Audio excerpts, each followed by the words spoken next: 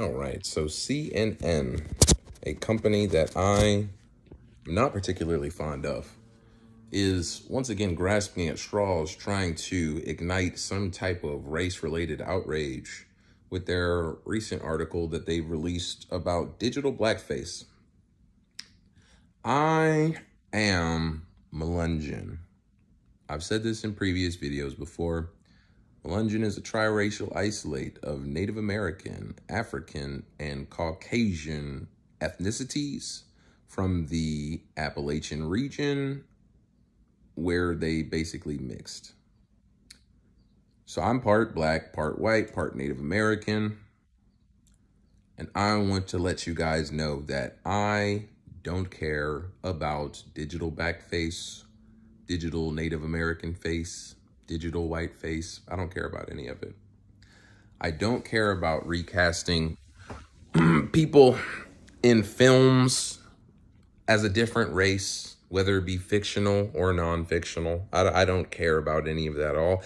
As a matter of fact, when people start bringing up things about race and say, oh yeah, you're just gonna make a black person that white person? Well, what if we made this white person this black person in a film? One, that was already done, or that joke, that bit has already been done in Dave Chappelle's TV show by Paul Mooney, where he literally said that Tom Hanks would be the blackest N-word on the earth. And it was funny then, it's funny now. I want to let you guys know, anytime that you say, hey, why don't we cast Anne Hathaway as Harriet Tubman? I think that's funny. Hey, why don't we cast Jonah Hill as Frederick Douglass? I think that's funny. Hey, why don't we cast Woody Harrelson as Barack Obama? That would be hilarious. My point in this is all of that would be funny. I would pay money to see that. I think that things that are that absurd are funny. It's entertaining to me. Same thing, vice versa. The only difference is I do feel like with the inclusion, like the need to include black people, the feeling of the need for it, I don't like. If they did it based off of the absurdism of it all, then it would be funny to me. Making a movie about Queen Elizabeth starring Beyonce would be funny to me, unless they were like, finally, a black person getting a role like this and stuff. Like, you know, anytime that we act like it's a cultural move forward, that is what I don't like. But as far as the actual act of replacing a character of one race with an actor of another race, that's funny to me. Of course, I want to see a documentary about Mike Tyson starring an Asian person. That's funny. That's funny.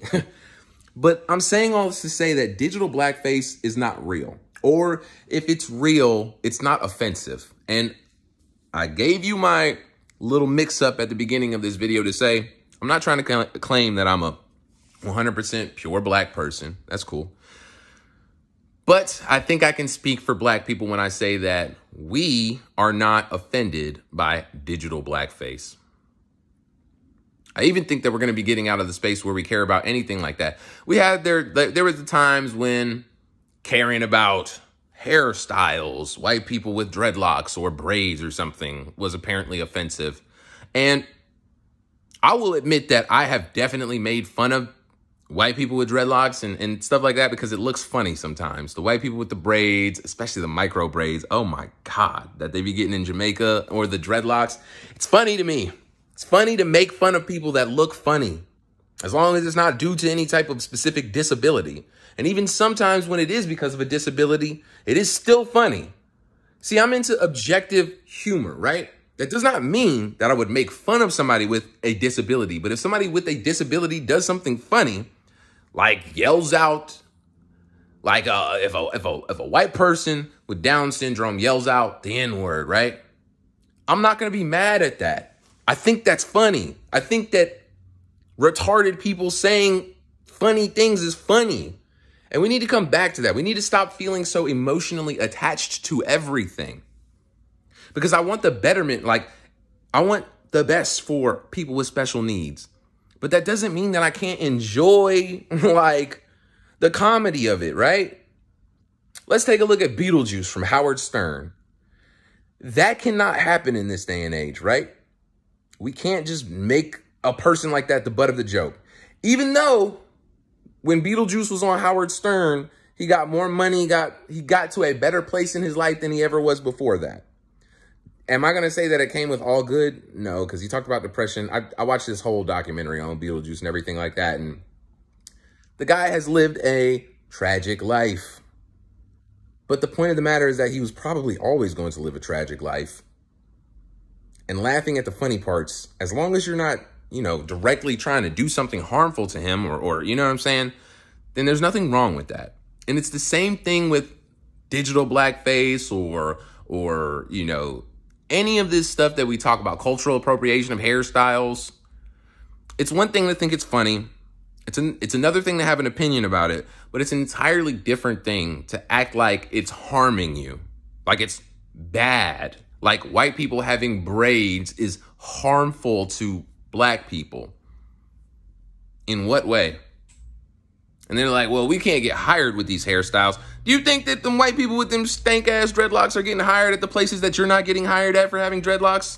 More than likely not. As a matter of fact, more places are probably going to accept a black person with clean, sectioned, well-maintained dreadlocks than a white person because their hair doesn't react the same way and they have to go through a different process to maintain their hair, which is much more greasy and less appealing, less physically attractive.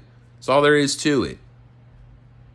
But I say all this to say that if I'm wrong and there's somebody who watches this who is deeply offended by blackface, please let me know. And let me know exactly why it offends you and let me know exactly what it prohibits in your life, what it stops you from doing or achieving.